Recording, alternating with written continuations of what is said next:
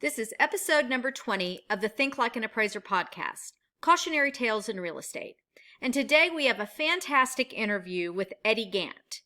He is the owner of Jet Lending. He has flipped 1,700 houses. This is a great interview. Real estate is a tough business. It can be a long and complicated journey involving contractors, agents, inspectors, lenders, and appraisers. The appraiser is the valuation expert and determines value in real estate. Yet most in the industry don't know much about the appraisal process, and we want to change that. I'm John Sledge, a retired real estate appraiser turned investor. My wife Kaylin and I started this podcast to share insights into analyzing real estate through the eyes of an appraiser, and to share stories to help you avoid costly mistakes on your real estate journey. This is the Think Like an Appraiser podcast, Cautionary Tales in Real Estate. Hey, Eddie, thanks for joining the Think Like an Appraiser podcast. I appreciate you being on today.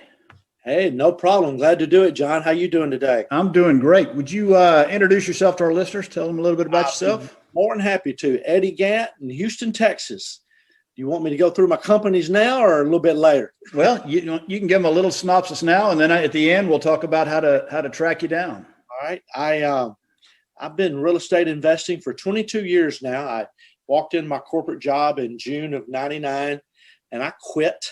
My degree is in civil engineering and I was doing a lot of different things, mainly power plant and refinery type construction and a lot of experience with concrete and in overall construction materials. Sure. And I was at, I guess, an old age of, 36 or 37. I thought it was old.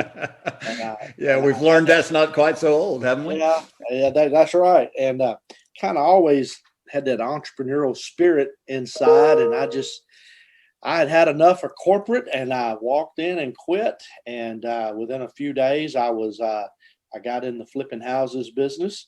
And that was 1,700 houses ago.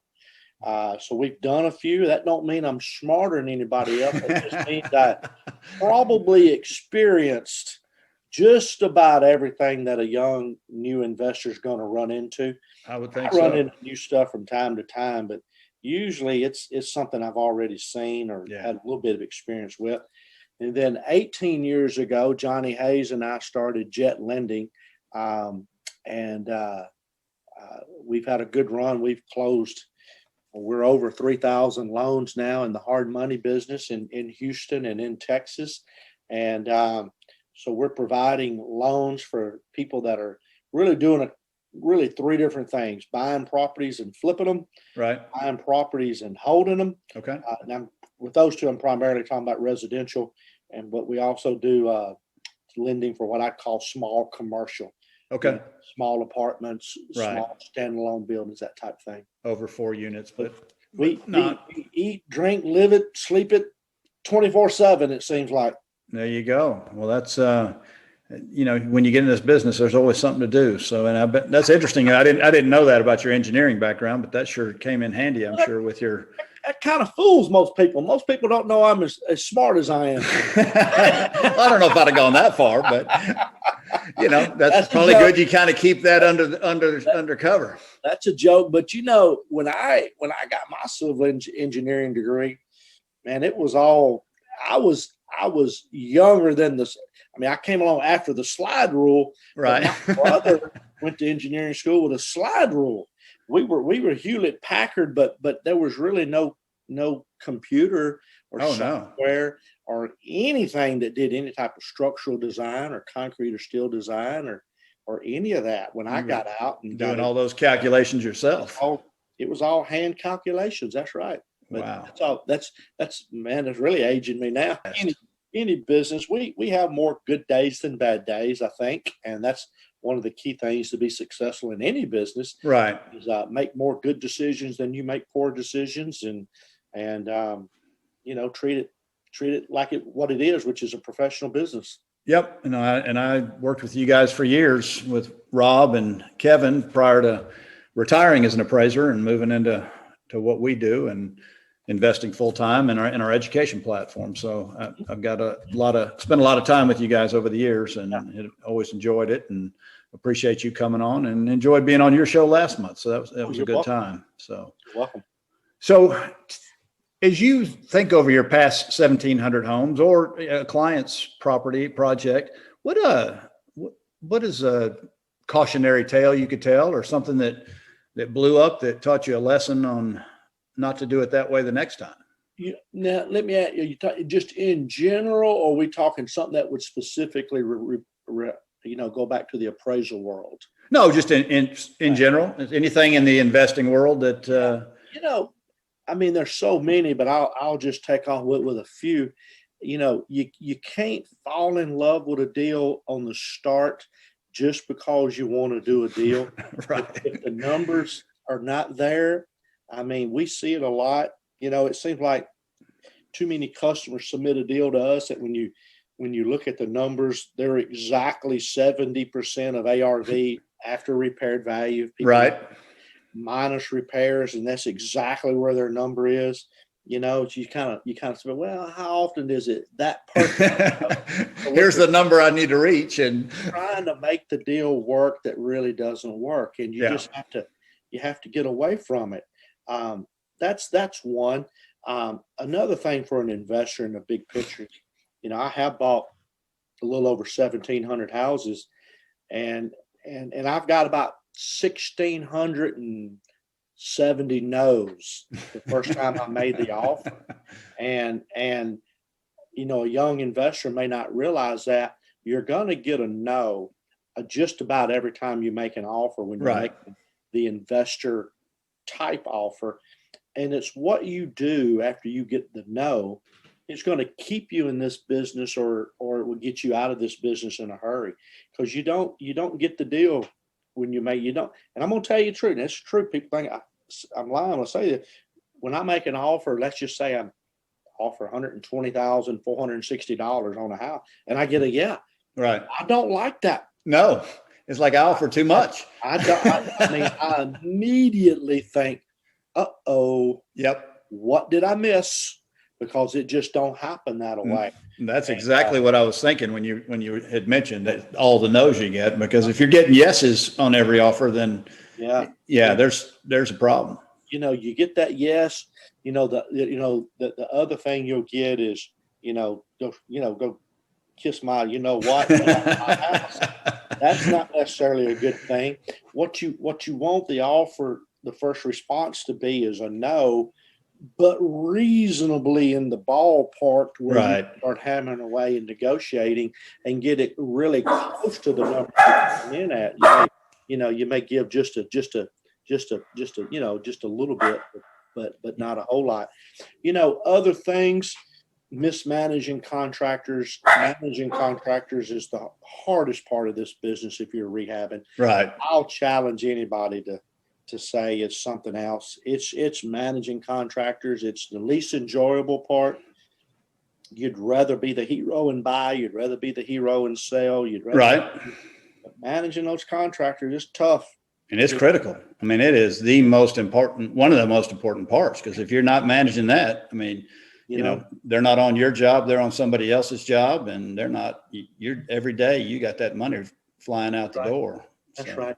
The list is relatively short of things that'll put you out of business. If you buy the house at what you think is the right price, and it is the right price, the list is pretty short. Right. What can put you out of business? Contaminated properties, if there's acreage, is one that you have to be concerned about. There's a city, you didn't catch the red tag of the city demolition order. Right. I had an interview that happened to somebody. They bought one at auction, and after they took control, it's like, oh Lord, they were on the list. Mm-hmm. Yeah, I've seen it happen. Yeah. It hasn't happened to me, but we've had it happen to a jet client. I think we've had it twice that's happened to us while we're the lender. So it's not just a big list of things. Broken pipes under the slab can really, really hurt you. Yeah. It's hard to detect that, but it's, I think termites are a little bit overrated unless you see them all the way up in the roof trusses and in the attic. Yeah. If they're just in a wall around the window or around the bathroom, which is where you're going to see them most of the time. You can repair that, and it's a flesh wound. It is. That much. But if you see them up in the attic, up in the roof truss, they made their way through everything else to get up there. So that's the last place they get to. Yep. They done ate all the wood down there. They're still hungry, and they had to go. That's right. Had to go up. That's right. Lawsuits can get in your pocket so easily. It's best to avoid them at all charge, even if you have to suck up a little manly pride and get away from it. Yeah. A lawsuit can get you, and sometimes you're totally innocent, but unfortunately you can't put the white, flag on the stick and go down to the court and say, I'm innocent. Nope. You got to pay for representation. You got to pay somebody to get you out of it, whether you're innocent or not. Yeah. And so that's right. In 22 years, we've been pretty clean, but we still had, I don't know, probably a half a dozen. Sure. Yeah. And when you're at that kind of volume, it's going to happen, unfortunately. But we've never gone to trial and lost, but we've had to pay tremendous legal fees to get us there. Right. To trial and either settle or win. Right. But anyway, those are just some of the things that just come off top of my head. Well, I think those are great points, and I think you're right, though. The majority of the houses, it's not, if things going to come up that are just going to crush you and put you out of business. It's, what can you do to put more profit in your pocket? I mean, that's, get it from the beginning and get it done with the most profit for that end of that project. Here's a good example. I mean, I think for your calculations as an investor, you ought to be allowing for a minimum of 20% profit for the property. Okay, so let's say you run over on your repairs a little bit, and you maybe didn't get quite what you wanted. The 20% profit that you calculated, that you budgeted on, will have enough cushion to keep you out of trouble. Right. Most of the time. Okay, so instead of making 20%, I'll say you did a horrible job managing contract or whatever, and you only made 7%. Okay, well, you went from 20% to 7% profit, but what if you'd started at 10? You'd have been in the red. In that scenario, you just lost whatever it is, 6 or 7% on the negative side. So you have to have enough profit built into your offer to sustain the unknowns that you may have, or the things you screw up, right? Or somebody screws you up on, and I see that a lot. They'll budget too tight, mm-hmm. And then as things start to go wrong, and what goes wrong? You spend a little too much money on repairs. You misjudge the ARV in the wrong way, meaning you didn't get as much for it as you thought you were going to get, and then you held it too long. That's it. That's going to get in your pocket. Oh, no doubt. I mean, those are the top three, and that's one of the things Kaylin and I do when we invest is we know what every day costs us, and we know how much cash is going out the door every day on our carry costs. So it's like, we need to get this done. I mean, that's right. That's right. No matter what, whether you guys are working or not, you still got to pay those bills. And for the newbies that might be listening, the carrying cost is going to be the interest on the money that you borrowed. It's going to be your property taxes. Now, you're not writing a check monthly to Harris County, Montgomery taxes, but you're going to settle up on your settlement statement at the title company for every month you've owned it. Yep. Your insurance, okay, which could be hazard plus flood plus wind around here, could be. Sure. Oh yeah. Y'all deal with a lot more than we do over here in San Antonio. That's right. HOA, which is normally small, unless it's a condo or townhome and you got a big maintenance fee monthly. Right. Okay. You're going to have utilities. Mm-hmm. Okay. And one of the worst feelings in the world is to drive up to your house in August that's vacant, and it's vacant, and you see the sweat running down the windows.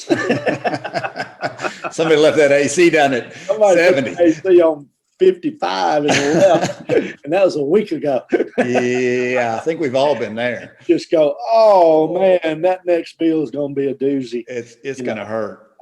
Water, and you think water, nothing, but I mean, I paid a $417 water bill on a vacant house the other day. Why? Well, we don't know. Yeah. Either somebody's stealing the water from it, or the meter's broke, or the meter readers are wrong. But I got to go find out why I paid a $417 water bill on a vacant property. I don't know. Yeah. What else on that carrying costs? HOA to the utilities, lawn maintenance and pool maintenance if you got it. Right. And that stuff I add up on you, No, it will, because you got to keep it looking nice, and to get that renter in, if it's a rental property, or if you're getting ready to flip it, you got to keep everything maintained to get it done. Yeah. And you're a retired appraiser, and we talked a lot last week. But I'm gonna tell you, I don't know if it's just we've been lucky, maybe we're doing something better, or it's the industry, but we haven't had near the problems with an appraiser and value and things as we used to. Do you hear that in the industry, or? Yeah, no, I do. Overall, the market's in an interesting, challenging time. I think we talked about this when I was on your show, with the lack of inventory and the steep increase in what people are willing to pay to get a house with multiple offers. It takes time for those comparable sales to catch up with it. But I think overall the quality of people out there, and I think one of the things that we talk about that an investor can do is really doing their due diligence and putting information together that they've got, their scope of work for the appraiser, and it's detailed, and budgets, and if they've got some comparable sales that work on the high end, I think the appraisers, it makes their job easier, and they're more willing to really look at it through that investor's eyes to make their determination. So and that's a great point. And we used to have a whole lot more issues than we have now, and I'm predicting it'll come back. Sure, it'll fluctuate. It'll come back. But what we used to do was exactly that. When we were having those issues, we'd create a little handout. Yeah, and before and after photos, scope of work, what we spent. We normally wouldn't supply receipts unless they asked, but we were prepared to supply receipts. We'd have a QuickBooks printout, right? Everything, and appraisers. What my gut feel, or my experience is, when they arrived at the house, they didn't want me there. So what I would do, open the door, hand them my package, and I'd use these words: for your consideration, and I would excuse myself. Yeah. Because I always felt like they didn't want me there watching over their shoulder, bugging them.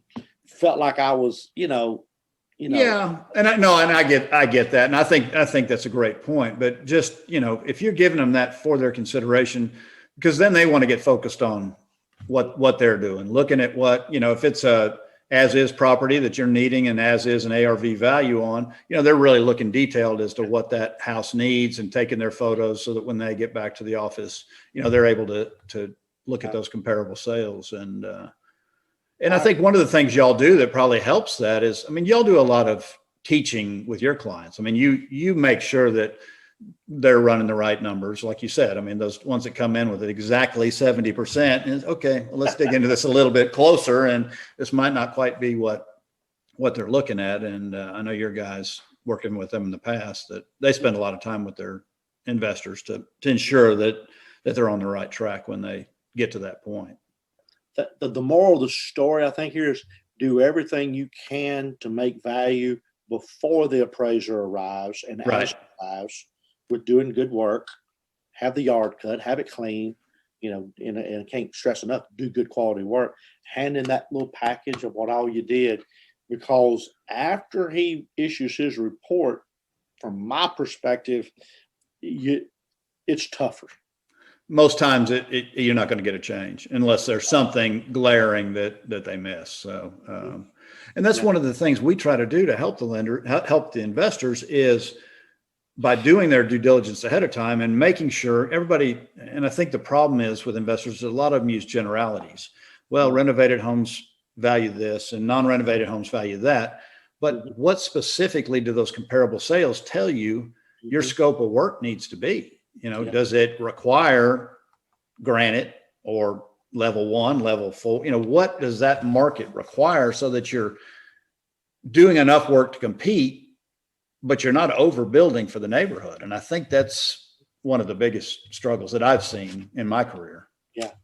Along the same line of thought, almost identical, is I'll share with you one of my weaknesses. I can do a house that's got an ARV $400,000 or $500,000, maybe $600,000. And I'm pretty good at that. Right. Pick, or somebody here on my staff can pick the appropriate finishes, fixtures, appliances, all of that. And it'll look good. But now let's take it to a new level. Let's say that house is really a 1.1. I'm not very good at that. It's hard. I still want to finish it out like the $500,000 house. Right. How do I know this? I screwed it up. Okay. Picking those finishes out, I'm going to say once you get north of 800, certainly you get north of $1 million. It is a different ball game of what you're doing out there. And that's one of the things the appraiser uses, the quality ratings. And that was something that came really in the 2008 legislation, where they're rating each home from a level 1, which is custom, one of a kind home, down to a uninhabitable home. And it really is, that's once you get to that level 1 or the high level 2s that, could be in a high end tract home, but are still on that 800 to $1 million plus homes. You really got the finishes to compete. It's a lot more difficult, and you're really having to look detailed, and that's taking each room by room and looking, what are these comparable sales? What type of finishes is, what end? And it's a lot more work. You're right. That mid 500, 600, it's pretty, you're going to be able to figure that out pretty quick, but you get to those one of a kind homes, and it's a bigger challenge. I agree with that completely. I can walk in a $1.2 million house that's finished out wrong like a $500,000. It looks good. I'm a country boy. I grew up in the country. That looks pretty good to me. That's pretty fancy stuff they got in there. And you get the lady who's used to certain things, she'll walk in and she's the buyer. She's going to notice what I did. That's for sure. No, there's no doubt. And yeah, go ahead. No, I was going to change subject. The one we see, I guess, abused or misread the most is, I'll just give an example. Oak Forest. Oak Forest is a nice area, and we do a lot of loans in there. But they may be selling for $240 a square foot on Libby Street or Viking Street, and you go to Ella, where that traffic is just shoo, shoo, shoo. Yep. Can't get those numbers on those busy streets in those neighborhoods. And we argue that so much over here with our clients and such, but we've seen it too many times. A busy street's wonderful for commercial. It ain't very good when you're backing out in it every morning to go to work when you No. And you're right. And a lot of people look at it, well, I'm in this subdivision. This is what they're selling for. Yeah. You got the power lines running through your backyard. You bet you face the busy street, or you're up against a school. You got to look for sales in those arenas, that have those issues to see where it is. And I think that's a great point, because I think that gets missed more times than not. Yeah. We had one in Memorial a few years ago. Unfortunately, we had to foreclose on it. It was on the corner of Gessner. It didn't face Gessner, but it was cornered with Gessner, and the driveway backed out of the side on the Gessner. Oh, man, we took a hit on that one because the ARV was inappropriate being on that busy street. Nobody it is. No, and it gets missed more times than not. And so that was a great point. Well, I got a couple of quick questions. As far as, so let's say a new investor that's coming to you guys wanting to borrow money on a new project, what are some words of advice that you could give to make sure they got their ducks in a row and, are a good client for you guys? Well, I'm going to answer it in a long answer, if that's okay. Perfect. the two things that we look at, and I have a lot of good friends that I compete with in this business. I think they run their business very similar to what us. Heck, I trained most of them. Right. I ain't gonna call their names Right. on this podcast, but they know who they are. You got to be dead on with your value. Okay, I say all the time.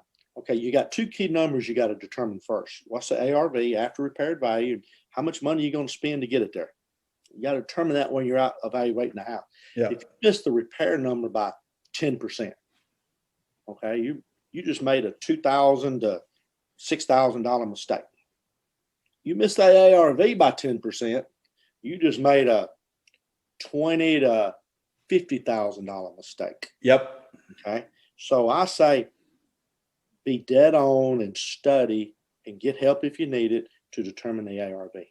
That's the far and away the most important number. Far and away.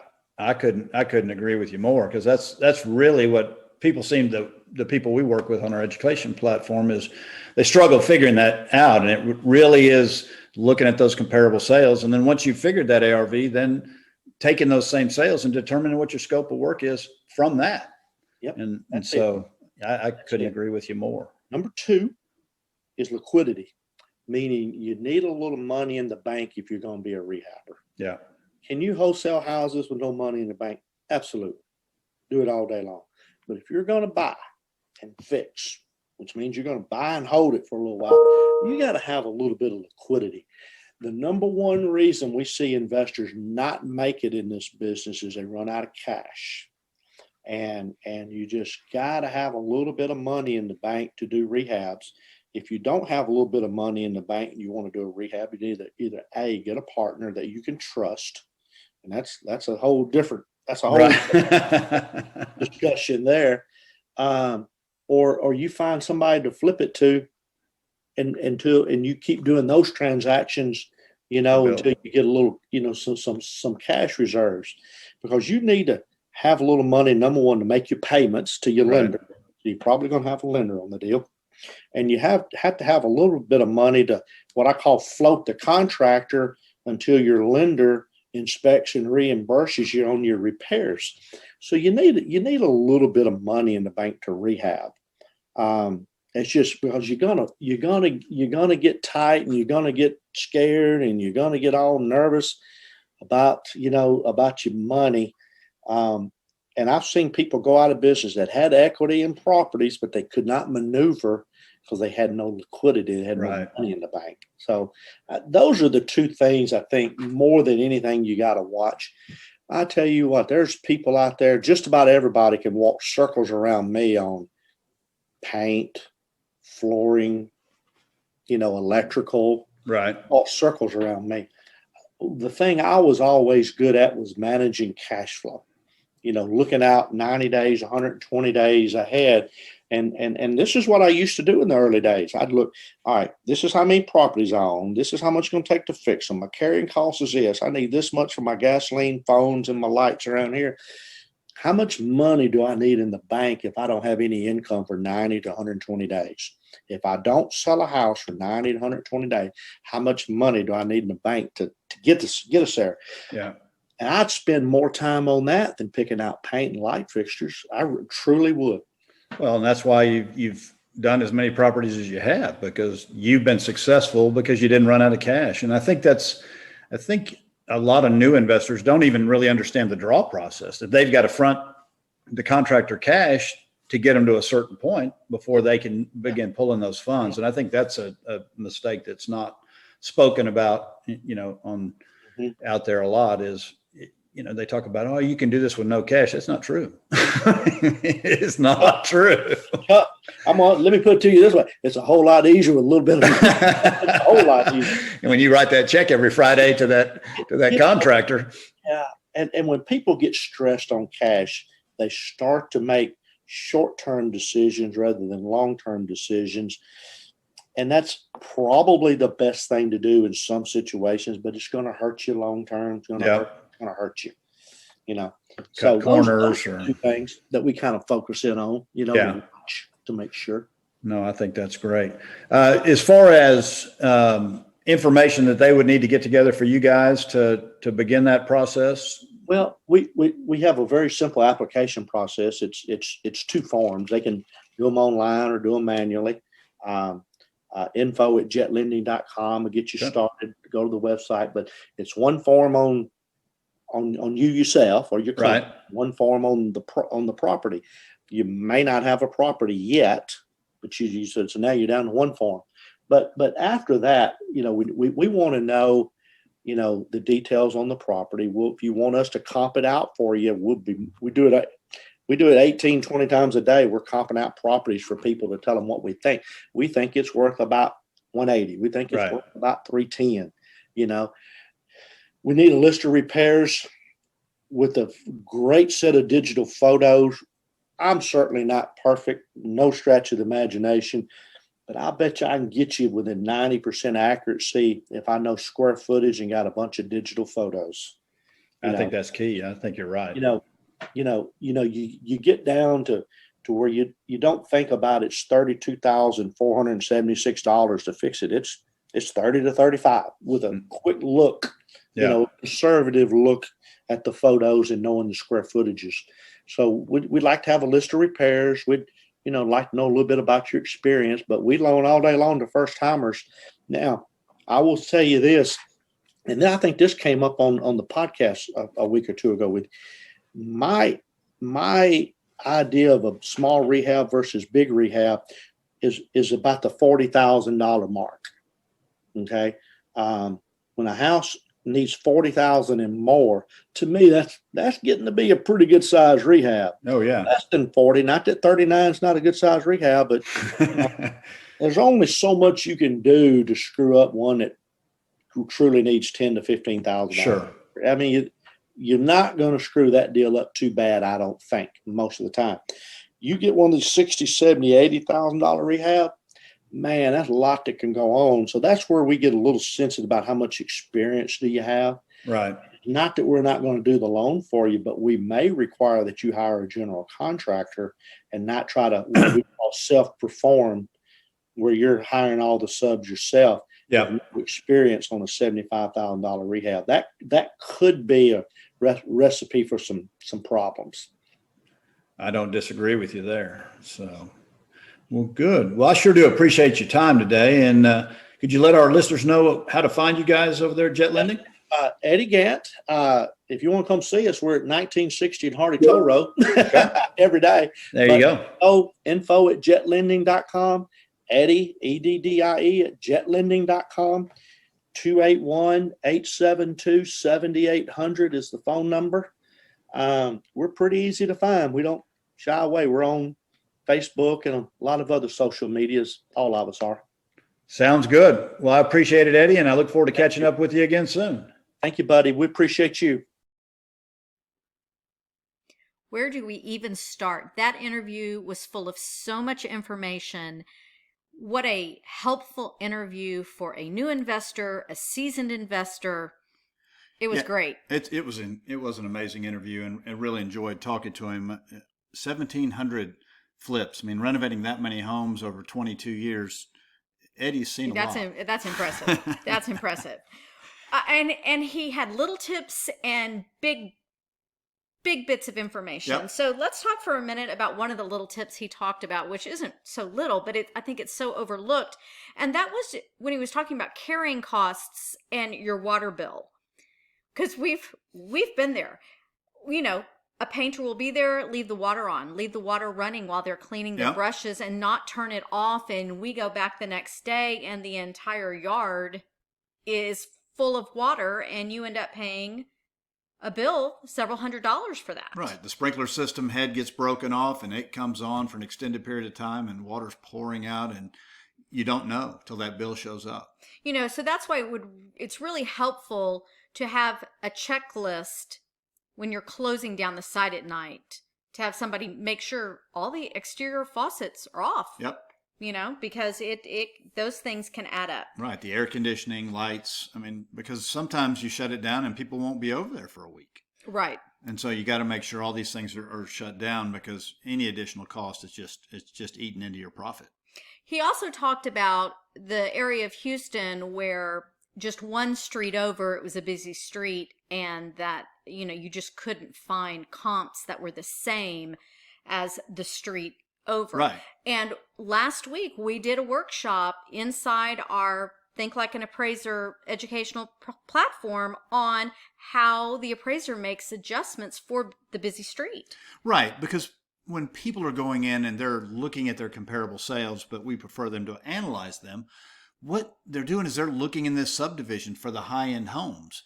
But part of what you have to take into considerations is what things on the outside of the homes could affect that value, whether it be a busy street, like Eddie talked about, power lines running through the backyard, a school or some sort of commercial building over the back fence.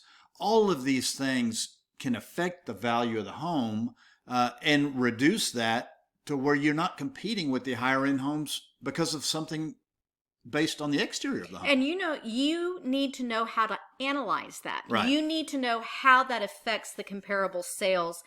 And it takes digging in deeply, like an appraiser who has many hours of training. And that's what we can help with. We can, because it really has a much larger impact on the value than people think it does. Or they're thinking they're getting a great deal on a property where it's going to affect their exit strategy because they're going to have to pass that deal on to somebody else. Right. So that leads us into the after repaired value. Eddie spent a lot of time talking about the after repaired value. And he pointed out that 3 ways that you can lose money in this business is not knowing how to determine an accurate ARV, spending too much on your renovations, and taking too long on the renovations. Right. And those are things we talk about almost every day, because the determining the ARV or the after repaired value is by analyzing the comparable sales on the higher end of the market. But you have to make sure that you're looking at comparable sales. Can you make that home compete at that level? And I think that is something that people miss. They just look at what's the high end in the market area, and we will compete with that after we renovate the home. Right, in general terms. Right. Well, something that I think that we need to spend some time talking about is when you use a lender, right, there's going to be 2 appraisals.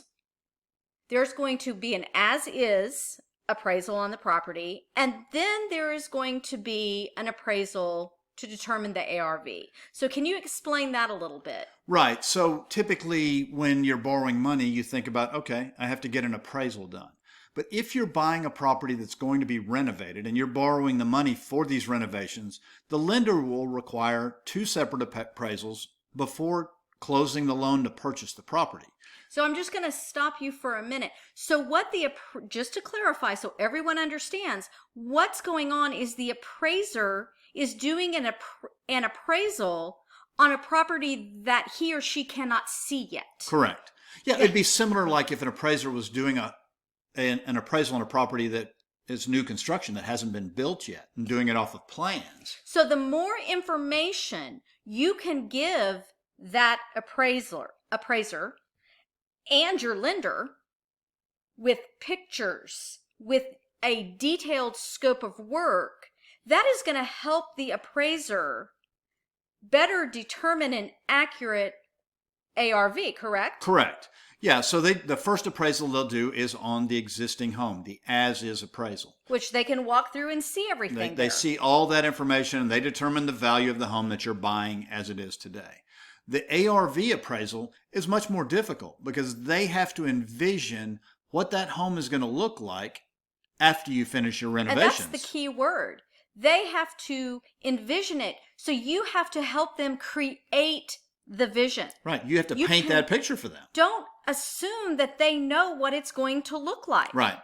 And that gets us back to, we talked about generalities. It's not, appraisers don't look at properties in generalities. So if you just say, we're painting and doing we're renovating the home, they are going to make assumptions on the low side. They need to know exactly what you're doing so they can determine what comparable sales that your home will compete with. And that's how they determine the after repaired value. Now, Eddie mentioned that Jet Lending does help their investors. They sit down, they look through their paperwork, right, and help them determine whether the ARV that they have predicted right, is a reasonable ARV or not. But before you even get to that point, you need to do a lot of the homework by yourself. They're right, not going to sit there and hold your hand through the whole process. Right. You have to do your due diligence. You have to find your own comparable sales. You have to analyze them, determine your scope of work so that you can present this to the lender. Then, you're right, Jet Lending is very helpful, and they'll go through and they'll look at the information you have and they'll make suggestions. For example, the people that are parked on, have their driveway coming out onto the busy street. Well, they're going to point out to you that this home doesn't compete with a home 2 blocks away because of the location on the busy street, or the renovation plans that you have don't compete with the high-end homes in the market because of finish out. And so the key word you said was the renovation plan. So your plan cannot just be a list of things that you want to do. I want to renovate the kitchen, I want to renovate the bathroom, and I want to paint the exterior of the right, house. You need pictures, you need details, because remember, no one can see inside your brain. Right. You have to be able to present this information in a way that both the lender and the appraiser right, understand what it is you're trying to do to this property. Because it even goes back, Eddie had mentioned the high-end homes and how he even struggles at this point determining what finish out needs to happen. The appraiser needs a detailed list of materials that you're using, whether it's pictures. A picture's worth 1,000 words. It really. And that is what we can help you do when you join Think Like an Appraiser. We can help you get all this stuff together, and when you do the work up front, it makes the rest of the project run a lot more smoothly. You're still going to run into problems, of course, but you have a plan. You do. And that plan is critical before you ever contact your lender. You need to have all your ducks in a row, and you need to have this detailed plan put together based on comparable sales. And like Kaylin said, that's what we do. That's what we help you build this plan. We have a due diligence loan application checklist that you can put together with data for your lender to show them that you understand what it is you're doing and that this project can be a profitable one. And then they can go through and help you fine tune it based on their lending criteria. Well, congratulations. You made it to the end of our podcast. Did you know that only 5% of podcast listeners make it to the end of an episode? When I found that statistic out, I was really surprised. But it shows you have a high level of commitment, and we need people like you spreading our message, which is the key to success in real estate is through research and due diligence. And that's what our podcast is about. Sharing stories about mistakes made is part of a research process. It is. So we need your help. We couldn't do this without you. We need you to like and share our podcast, and make sure you subscribe because you don't want to miss an episode. Also, if you'd rate the podcast, that lets other people know how much value you're getting from our show. And because you're helping us, we promise to continue to provide quality content for our listeners. We want to help you continue to grow your real estate business. And right now on our website, thinklikeanappraiser.com, you can find 75 due diligence questions to ask. It's a free download. So get your copy today at thinklikeanappraiser.com.